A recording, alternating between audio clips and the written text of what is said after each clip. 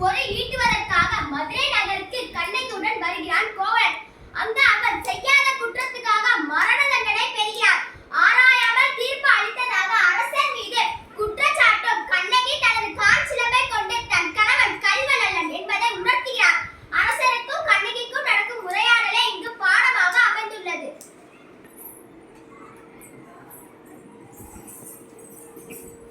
அரசே, நம் அரண்மனை வாயிலின் முன் அழுத கண்களோடும் தலைவிரி கோலத்தோடும் ஒரு பெண் வந்து நிற்கிறாள்.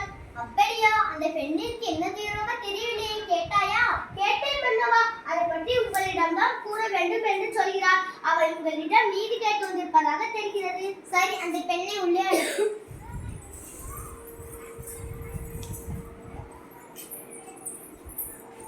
ஆண்டவர்களும் சான்றோர்களும் நிறைந்திருக்கும் அவையிலே நடுநாயகமாய் மன்னர் வீட்டிற்கு அரசவைக்குள் நுழைகிறாள் கண்ணகி.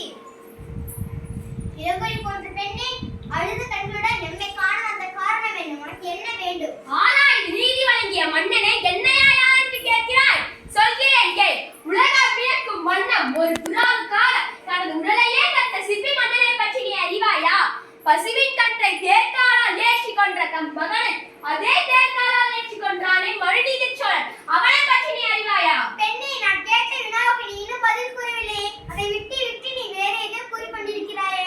இறப்பின் அருமை தெரியாத மன்னனே, எனது நிலை அறியாமல் தான் இப்படி பேசுகிறாய். நான் இதுவரை கூறிய பெருமை மிக்க சோழ மன்னர்கள் வாழ்ந்த புகார் நகரமே எனது ஊர்.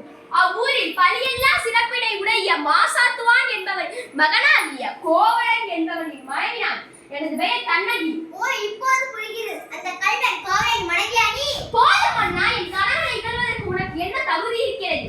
ஊழ்வினை பயனால் உனது ஊருக்கு வந்து எனது கால் சிலம்பை விற்க வந்த எனது கணவனை அடியாரமாக கொட்டி விட்டேன். நீ செய்து தகுமா? பெண்ணை போதும் நிறுத்து. கள்வனை கொள்வது கொடுங்கோலன் அக்தியாரக்கூடியது, அக்தியார நெறியாகும். இது அனைவரும் அறிவார்களே, உனக்கு தெரியாதா என்ன? அறநெறி தவறிய மன்னனை தவறிழைத்தவர்களை தண்டித்தல் அறம் என்பதை நானும் அறிவேன். ஆனால் நீ கூறுவது போல என் கணவன் கள்வன் அல்ல. அவனிடம் இருந்த கால்சிலமும் அரசி கூறிய கால்சிலமும் எனது கால்சிலமை பரத்தால் மாணிக்க கற்களால் ஆனது. பெண்ணே, நீ சொல்வது உண்மை என்று அரசருடைய சிலம்பை பரல் முத்துக்களால் ஆனது. ஆண்களும் சான்றர்களும் நிறைந்த அவைதனிலே உண்மையை உணர்த்துகிறேன். இங்கே பார். தேவி சிலம்பை கொடு. எனது கணவனிடம் இருந்து பார்த்த சிலம்பையும் உடைத்து பாதி மாணிக்க கற்கள் எனது கணவனின் இரத்த துளிகள் போல் ஒளி வீசி வந்த அவை கண்குளிர காணட்டும். யார் எங்கே? கோவலனிடமிருந்து கைப்பற்றிய சிலம்பை கொண்டு வா.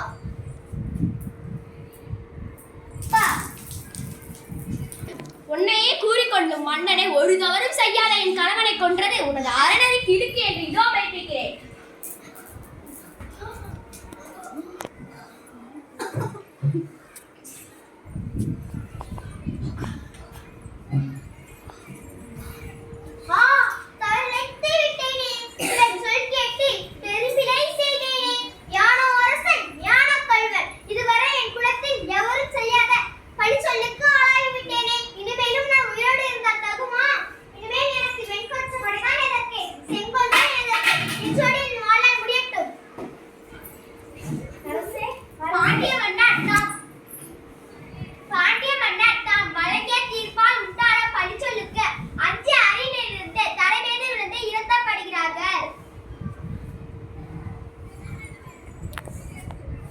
இத்துடன்